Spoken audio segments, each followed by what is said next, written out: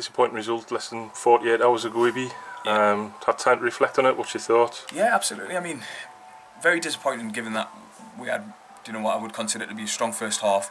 You go out for the second half, and if we do what we did in the first half, we come away with 3 points, good away win, and the season, gets off to a fantastic start. As it is, we have 3 points, but I'd like to think that we should be beating teams like Eshin. Take nothing away from them. They changed things up, and we didn't respond necessarily in the way that we would like to have. But it's still early doors yet, so hopefully we get a reaction today.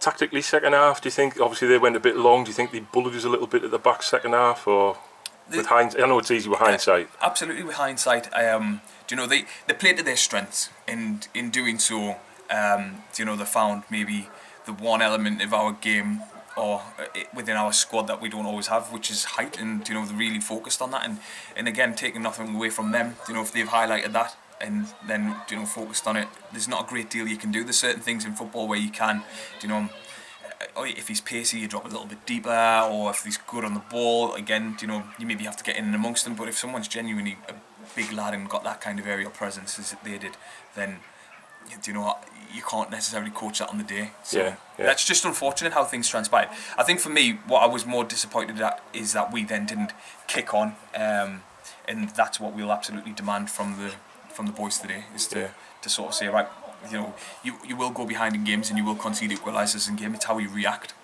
Yeah. So we were missing a couple of key players on Thursday night. It was Thursday night again at Upperdesh. In terms of two centre halves that were pretty dominant on Saturday against Durham. Absolutely. I mean, when you look at sort of 3 clean sheets prior to that, then you go into that game against Esh missing the heart of your defence quite literally, and Darryl and Kurt, the captain, who's having a fantastic season thus far. So huge miss. I mean, and taking nothing away from the lads who've came in. Robbie's been, hasn't played a great deal of football, but I thought he did very well. And young Josh again coming back from injury, from COVID. So it was a lot to ask, and they'll all get opportunities again to prove that they are very, very good players. So. Picked up a couple of knocks as well on Thursday. Joe Bates went down, probably should have had a penalty, had to come off at half time injured.